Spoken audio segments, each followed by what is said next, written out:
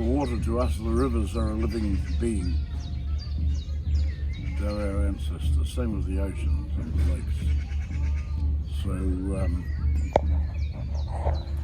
ko te awa, ko te awa ko au. I am the river is me. And if we're going to do water ceremony, well, you know, with the river we become the river, we enter the river, become it. And, that's where the energies happen. And as was mentioned before, the river, water has memory. So forests high in the mountains, through the roots where all the ancient knowledge is. That ancient knowledge seeps through the roots, through the land, into the library, which are the lakes. Water has memory. So if anybody swims in the lake, absorb the knowledge that's in there. Simple. Simple.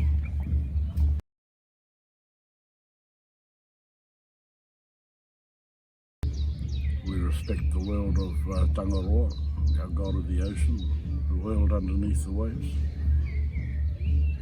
Or if we're going to gather food, we make our offerings to Tangaroa first. Then we're permitted to gather as gifts. And what do you give?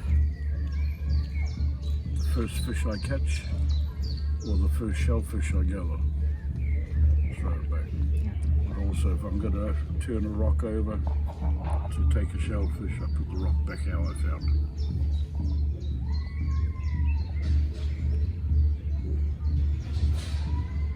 And your ancestors, they sailed the seas? Yes. Before permanent settlement of New Zealand, or Aotearoa, of course.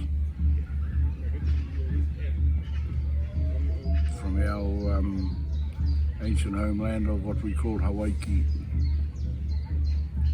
which is an island of Rangiatea in Tahiti, what's now called Tahiti. We sail backwards and forwards, but also the whole planet.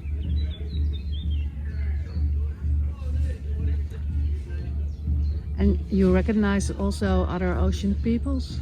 Yes. Because in those times, in our ancient times, the oceans were what we call the motorways today.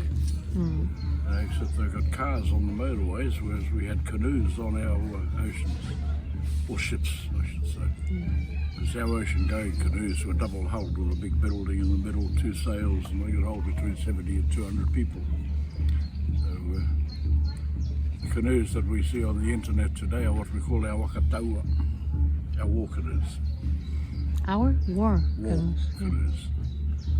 So we didn't sail the oceans with those. Yeah. And they had sails too? No. Just paddling?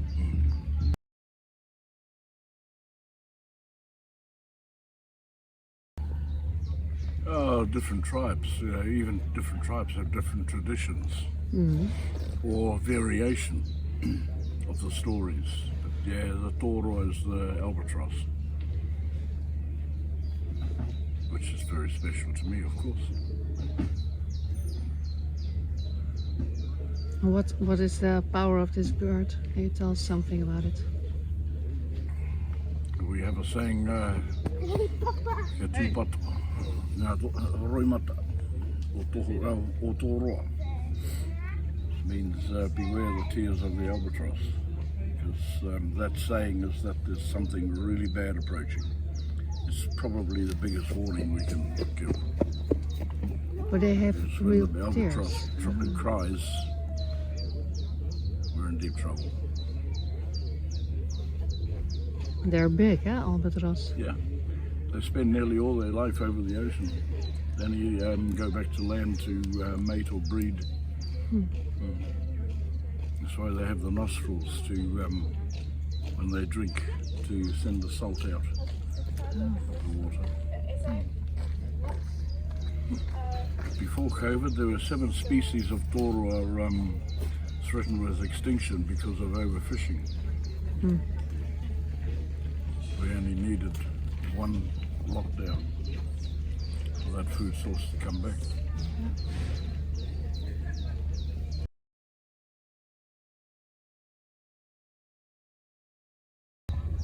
Ko au te awa, ko te awa ko au. I am the river. The river is me. Become the river. Because it's a living thing. Yeah. A living being. Yeah. And the Whanganui River in New Zealand was the first river to be given human status. And now our kaitiaki of that river, our guardian of that river, he's concentrating on cleaning it. What you call pollution over here is not on the scale of the pollution that's on the other side of the planet. But maybe learn from what we've done on that side, whether it's Asia, Australia, New Zealand, wherever. To find that the beauty here, I find, with the European people is, yeah, you've got pollution, but not on such a grand scale, I believe, personally. But one thing with over here, I see that you're in prevention stage where you're trying to stop the pollution before it gets really bad. Whereas over in other parts of the world it is bad. You know, nature, our planet, doesn't need us. We need it.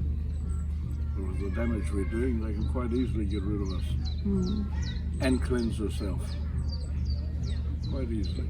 Yeah. Yeah, we think we're damaging our Earth Mother. We're not. We're damaging ourselves. She only needs to sneeze, and we're gone. But we're too simple to think that or see that. But those who still live with nature, you know. Myself personally, if there was a huge natural disaster, well, I'm confident I can survive. Even though I was raised on the ocean, if I was on the ocean, well, then I know I can survive.